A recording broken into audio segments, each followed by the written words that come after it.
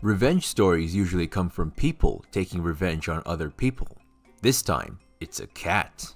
If you're new here, do consider subscribing to help me feed my channel and grow my cat. Let's get started. Nuclear feline revenge. Crazy entitled neighbor tries to bleach my sister's cat. Cat gets revenge. I count this as a nuclear revenge story, but not in the traditional sense. This happened many years ago. My older sister had this awful, beachy neighbor who had a serious hard-on for Sis's Seal Point Siamese cat. I'll call neighbor CN for crazy neighbor. Sister Sis, me, self-explanatory. CN was a black-haired, plump, 40-something divorcee who annoyed everyone in the neighborhood. She had zero understanding of boundaries and liked to come over to people's homes, barge in, look, snoop around, opening drawers and cabinets and touching their stuff. Once, she even went into someone's fridge, grabbed herself a ginger ale, then got mad when the homeowner took it back. If you left your door, front or back, unlocked for more than 10 minutes, chances are she'd just come right in. She stole yard decorations from other people's yards and had been caught on camera, on more than one occasion pocketing something she'd snagged off a mantle or table of a house she invaded. And she always threw a tantrum whenever she got busted. Cops had been called on her many times, but she was good at being pathetic, so most people didn't press charges. Unfortunately, this made her bolder. Basically, she was the entitled beach of the neighborhood. Sis was, unfortunately, one of her favorite victims. She'd come over without calling, barge her way in, and ask, more like demand, to see Sis's cat, telling Sis how beautiful he was and how much she wanted a cat just like him. Sis, being rather non-confrontational, would let her see the cat, who didn't like the woman, and then make her leave. Crazy neighbor never wanted to leave and had to basically be pushed out the door. Oh, and she despised me because I wouldn't let her in when I answered the door, nor would I tolerate her BS in any way if she got past my sister.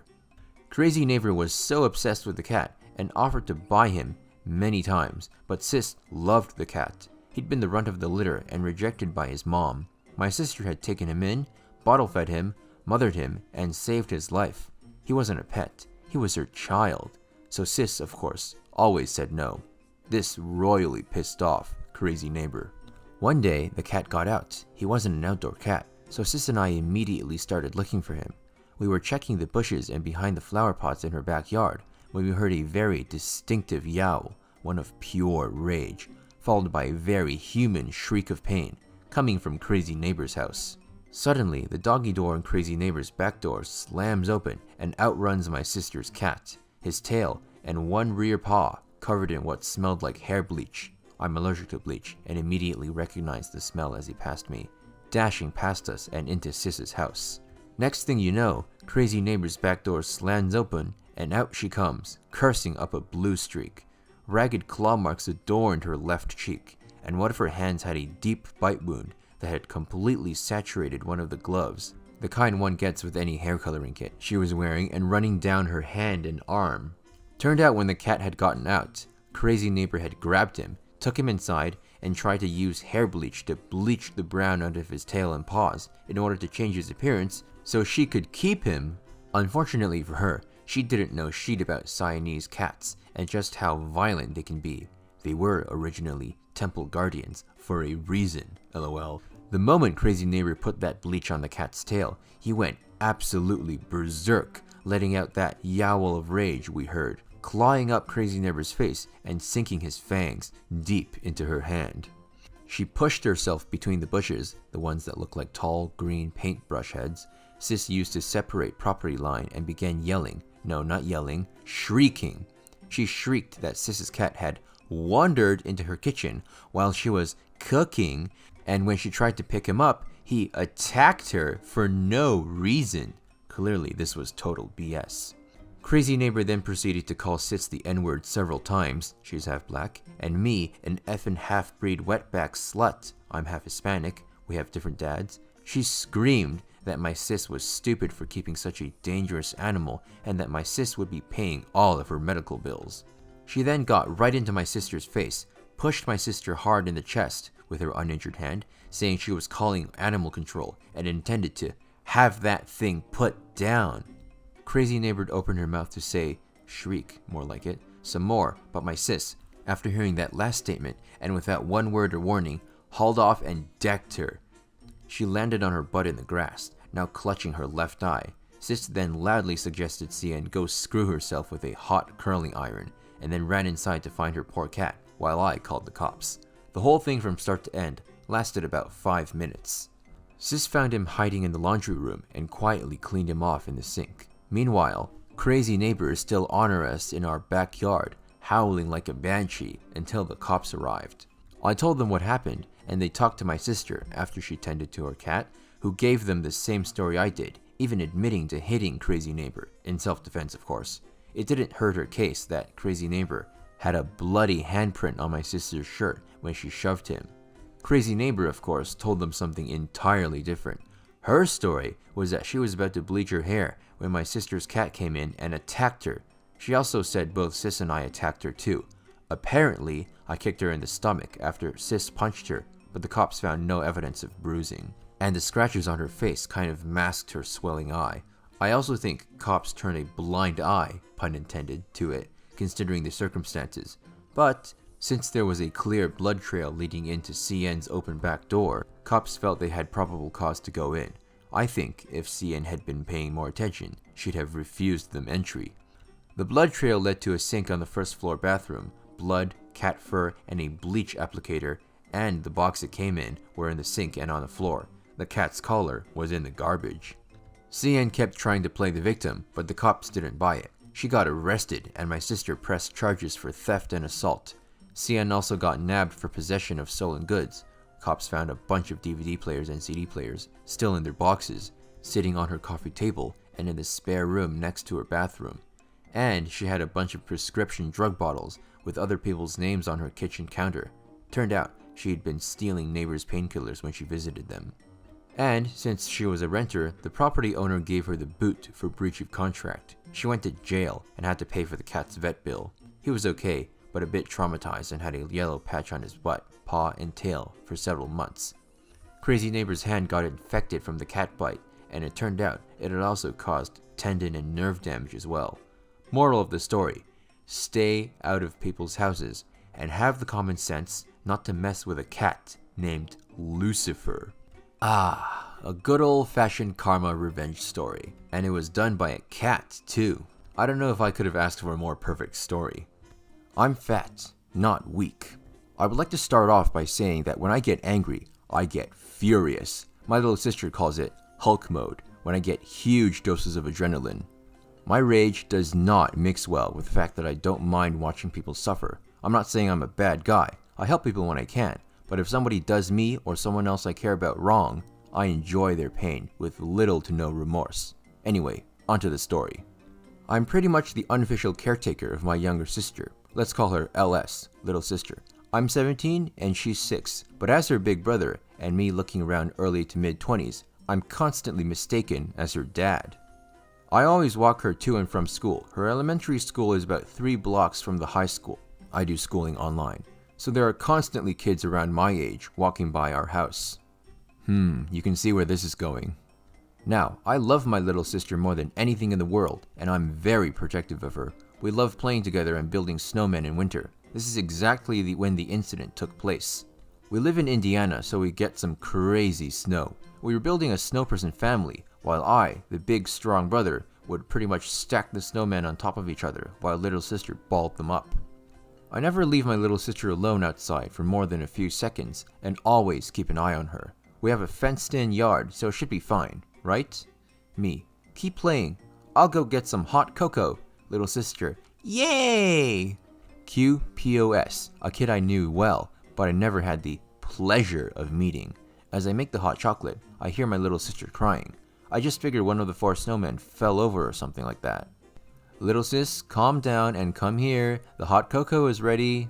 She doesn't come and doesn't stop crying, but then I hear laughing. I step outside, freezing cold with no coat. There were 3 kids, all around my age. We will call the one I know from school SH1. SH being for sheethead. The others will be 2 and 3. The snowmen were destroyed, sticks and scarves thrown everywhere, but that wasn't important. Well, isn't it Humpty Dumpty? Is this your dad? Asking little sister. My little sister doesn't answer, and I guess SH1 doesn't like that. He slaps/pushes my little sister down with a strike to the face. Her nose is all red. She falls and hits her head on the sidewalk and starts screaming. Blood coming down the back of her head. At first, my heart stopped. My first thought and biggest fear was brain damage. I rushed over to my little sister and tried to pick her up to take her inside and call an ambulance. SH1, 2, and 3 had walked up behind me without me noticing. I was too distracted. As I started to lift her, SH2 grabbed my arms, causing me to drop my little sister, luckily onto the soft snow this time. "Let go of me, you mofo! She's hurt!" As SH2 held me, SH3 picked up a pile of snow and just piled it on my little sister's face. By now, my little sister wasn't screaming. It was a weak whimper, and I was so scared she was gonna die. Black. Most people say they see red, or time slows, but not me. I knew exactly what I was doing, but it was like I was watching it on TV. I bit SH2 on the thumb, drawing blood. He yells as he lets go and jumps back. I lunge forward. Now, I'm fat. I'm 6 feet on the dot and about 330 pounds, but I've also played football my whole life and knew how to use my size. I slammed into SH3 as hard as I could, taking him to the ground. I was on top of him and was bringing the hammer down. I don't really know how many times I hit him, but he lost teeth, shattered his nose, and lost eyesight in one eye. My knuckles were shredded raw, but I had so much adrenaline in me, I didn't feel it. In fact, the only reason I stopped was because I heard a thump. I didn't really hear it, I felt it.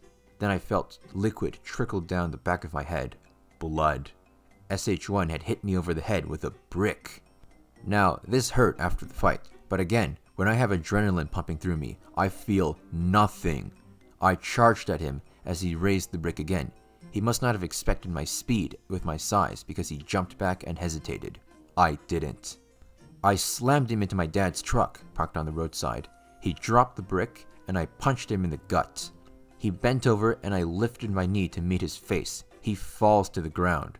I pick up the brick. I walk beside him and put it on the sidewalk. I put his hand on the brick. No resistance from him. I stomped as hard as I could. He screamed, louder than anything I've heard. I do the same with his other hand. SH2, after seeing his buddies pummeled, ran. Turns out he called the cops and said I killed his friends. I walked over to my little sister who was breathing, but it was weak. I called an ambulance, but the only thing I muttered was that she was hurt and our address. When I hang up, I pass out. I woke up handcuffed to a hospital bed, not knowing what happened. Apparently, I broke multiple bones in my hands and needed stitches on the back of my head. My little sister was fine. She had just lost a lot of blood. SH1, 2, and 3, not so lucky. The only thing I did to SH2 was bite his thumb. I guess I didn't know that I almost bit his thumb off. SH1 had serious hand injuries, needing multiple hand surgeries each one. I later found out he lost 3 fingers and can't use his right hand, but SH3 got the worst of it. He lost his sense of smell, lost eyesight in one eye, bit a hole in his tongue, fractured his jaw, lost multiple teeth, fractured his skull, and had major swelling on the brain, in which he barely survived by the skin of his teeth, at least the ones he had left. After a bit, a nurse came and checked on me, saw I was awake, and went to get a cop. The cop came in and asked me a bunch of questions, and I told the truth. I don't know, it was black. He then uncuffed me from the bed and said that they watched our security cameras, and while a bit excessive, I acted in self-defense of myself and others. Some might ask how I can describe the fight so well if it was all black, unreal, like watching TV. Another good question would be about the beginning where I said I enjoyed others suffering if they deserved it. To answer both those questions, I have the security recording. The police took the footage from the monitor, but the camera also gets sent to our phones. I love watching it. I've probably watched it 1,000,000 times. I only have 2 regrets about the whole ordeal. 1, I let SH2 get away with only a small injury. My last regret? I don't think they suffered enough. The footage showed the fight lasted less than 1.5 minutes. I wish it could have been hours. Man, don't you hate it when teenagers go and pick on little kids? Well, I bet none of those 3 are going to do it ever again. Good job on this guy for teaching them a permanent lesson. If you want more where that came from, simply click on one of these boxes right here. And if you liked the video, I assume you did since you're still here, I'd really appreciate if you could drop a like and a subscribe to help me grow my cat and feed my channel. I'll see you in the next episode of Reddit Chronicles.